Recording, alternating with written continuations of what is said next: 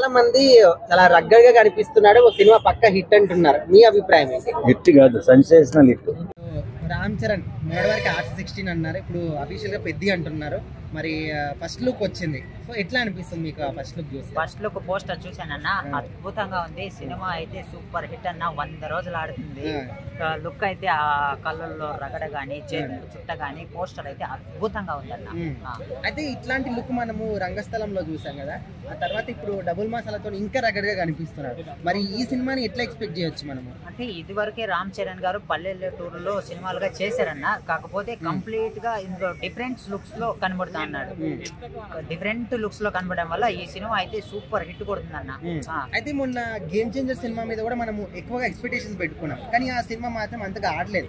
మరి ఈ సినిమా అయినా తన ఫ్యాన్స్ అందరినీ కూడా ఖచ్చితంగా సాటిస్ఫాక్షన్ చేస్తుందన్న. యాక్చువల్లీ నేను కూడా రామ్ చరణ్ గారి ఫ్యానే కాబట్టి నేను చెప్తున్నాను. అదే విధంగా నేను ఆల్రెడీ షూటింగ్ చూశాను.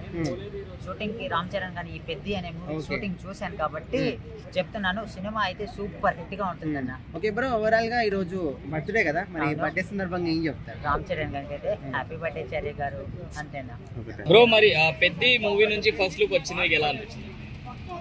పెద్ద మూవీ ఆ ఫస్ట్ లుక్ అయితే చాలా ఎక్స్పెక్టేషన్ మించి ఉంది. సేమ్ రంగస్థలం అలాంటి మళ్ళీ మనం చూడొచ్చు అనుకుంటున్నా, కానీ మళ్ళీ దాంట్లో స్పోర్ట్స్ ఉంది. ఎవరు ఊహించలేని విధంగా ఉంటుందని నేను అనుకుంటున్నా. చాలా మంది పుష్ప లాగా ఉండబోతుందని అంటున్నారు, పుష్పకి దానికి సంబంధం లేదన్న. అంటే ఆ లుక్ చూస్తే, ఆ లుక్ అంటే అది స్మగ్లర్ గాను, ఇది స్పోర్ట్స్ మ్యాన్. అంటే విలేజ్ బ్యాక్గ్రౌండ్ నుంచి స్పోర్ట్స్ మ్యాన్ గా రావడానికి ఎట్లా ఉంటుంది లుక్స్ అట్లా పెట్టింటారు ఒక 20 minutes. మరి మీకు ఎలా అనిపించింది?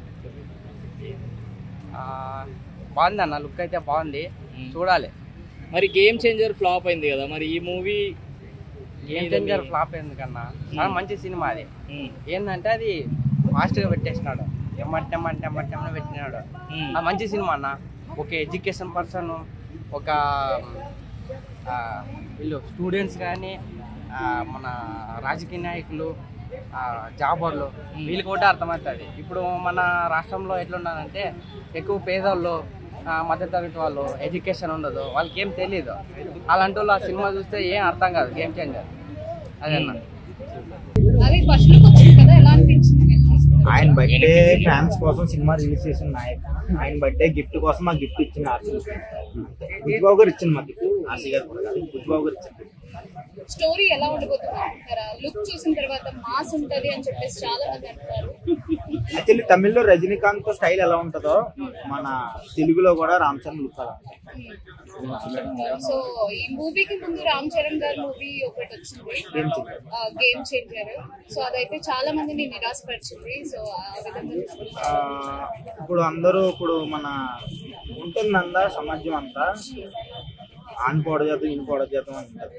బట్ ఆర్సీ డిసిప్లిన్ వరకు సినిమా దగ్గర ఒకలా చేశాడు, ఒకడు బాగుపడాలని చెప్పి డిసిప్లిన్ తో చేశాడు. అది మరి ఈ మూవీ కొంతమంది అంటున్నారు, ఈ పోస్టర్ చూసిన తర్వాత, ఈ లుక్ చూసిన తర్వాత కొంతమంది పుష్ప లాగా ఉంది అని చెప్పేసి అంటున్నారు. పుష్ప కాదు, ఇది కాదు. యాక్చువల్లీ బుజ్జిబాబు గారికి సెకండ్ సినిమా, ఫస్ట్ సినిమాకి నేషనల్ కొట్టారు, సెకండ్ సినిమాకి రాజమౌళి 2 అయిపోతారు.